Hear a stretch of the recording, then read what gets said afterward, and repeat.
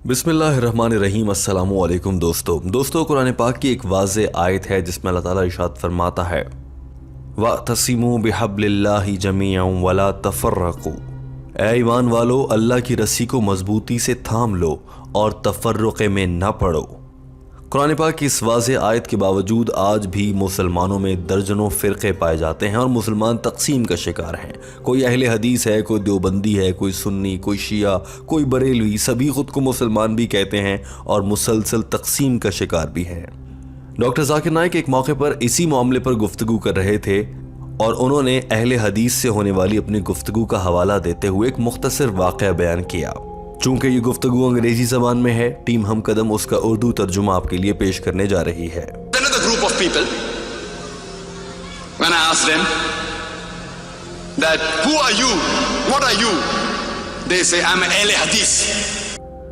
Doctor Zakir Naik अहले हदीस फ़िरक़े से मुताल्लिक़ क्या राय रखते हैं और टीम हम कदम की तहक़ीक़ की रोशनी में इस फ़िरक़े की हकीकत क्या है, इनके ख़यालात क्या हैं। ये वीडियो देखने के बाद यकीनन आपको इन दो सवालों का जवाब मुकम्मल तौर पर मिल जाएगा। पहले आपको दिखाते हैं कि डॉक्टर ज़ाकिर नाइक इस पर क्या कहते हैं। डॉक्टर ज़ाकिर नाइक एक अहले हदीस शख्स से होने वाली मुलाकात का अहवाल बताते हुए वाक़या बयान करते हुए कहते हैं कि मेरी एक अहले हदीस से मुलाकात हुई।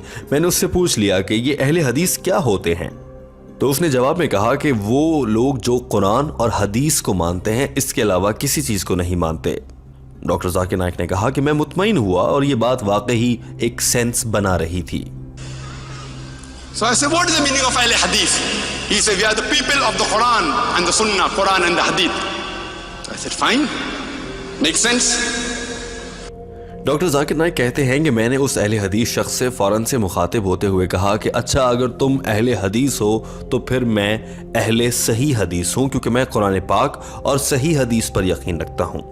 वाज़ेह रहे कि सही हदीस से मुराद वो अहादीस हैं जिनके खुदा नखास्ता गलत होने का कोई इम्कान नहीं होता, जबकि वो अहादीस जिनके गलत होने का इम्कान होता है उन्हें ज़ईफ़ हदीस कहा जाता है। डॉक्टर ज़ाकिर नाइक कहते हैं कि मैं खुद को अहले सही हदीस इसलिए कह रहा हूं क्योंकि मैं सिर्फ सही हदीस को मानता हूं, यानी कि जो मुकम्मल ऑथेंटिक है, जिस पर कोई शक किसी सूरत नहीं किया जा सकता। दूसरी जानिब अहले हदीस का जो फ़िरक़ा है वो लोग मौजू हदीस, यानी कि वो हदीस जिस पर अभी बहस होना बाकी है, या फिर ज़ईफ़ हदीस, वो हदीस जिसके बारे में शवाहिद मुकम्मल ना हो और उस पर मुकम्मल तौर पर यकीन ना किया जा सकता हो, अहले हदीस उन अहादीस को भी मानते हैं। डॉक्टर ज़ाकिर नाइक ने इसकी मिसाल देते हुए कहा कि अब बहुत से लोग ज़ईफ़ हदीस को मानने की वजह से, यानी कि वो हदीस जिस पर यकीन नहीं किया जा सकता, उसको मानने की वजह से नमाज पढ़ते वक्त अपने हाथों को नाफ से भी नीचे बांध लेते हैं, जो कि गलत है। So I tell them, okay, fine, if you want to say Ahle Hadith, I would prefer calling myself Ahle Sahih Hadith, because I only follow Quran and Sahih Hadith. There are other Muslims who even follow Zaif Hadith and Mawdu Hadith. I am Ahle Sahih Hadith, if you want to call me something. See, Ahle Hadith means, see, other people, they follow Zaif Hadith, Mawdu Hadith, keeping hand below navel, no problem. So, they call themselves Ahle Hadith. No, I am Ahle Sahih Hadith. अब अगर देखा जाए तो doctor Zakir Naik की बात भी दुरुस्त है कि वो सिर्फ सही हदीस पर यकीन रखते हैं। दूसरी जानिब अहले हदीस हैं जो ये कहते हैं कि हदीस कोई भी हो, वो ज़ईफ़ हो, मौजू हो या फिर कमज़ोर हदीस हो जिस पर यकीन ना किया जा सकता हो, मगर हम उसी को मानेंगे, इसके अलावा हम किसी चीज़ को नहीं मानते। ये ख़यालात अहले हदीस के होते हैं। लेकिन डॉक्टर ज़ाकिर नाइक ने अहले हदीस लोगों को इस तरह से पकड़ा कि उनके पास कोई जवाब न बचे।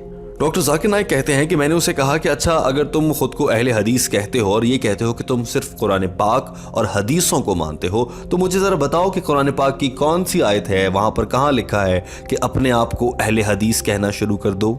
वो आगे से कहते हैं कि ऐसी तो कोई आयत नहीं है।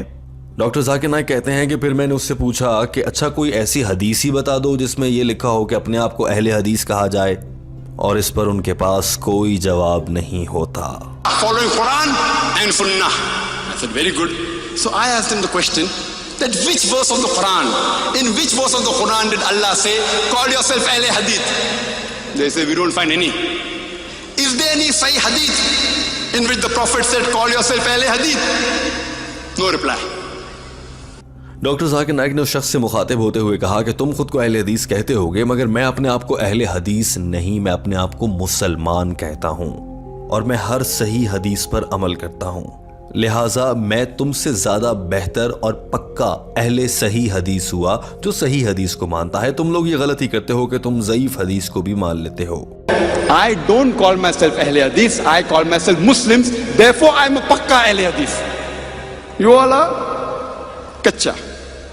90%, 95%, maybe 98%. I am pakka Ahle Hadith. Ahle Sahi Hadith. It makes sense or not? When you say you follow Quran and Sahih Hadith. दोस्तों ये तो हो गया डॉक्टर जाकिर नाइक के अल्फाज में उनका एक अहले हदीस से मकालमा, मगर सवाल ये पैदा होता है कि ये अहले हदीस होते दरअसल कौन हैं? ये जानने के लिए आपको एक मिसाल देकर बहुत खूबसूरती के साथ समझाया जा सकता है। इस हवाले से मुफ्ती तारिक मसूद बताते हैं कि उनका मकालमा एक अहले हदीस फिरके के बड़े आलिम से हो रहा था।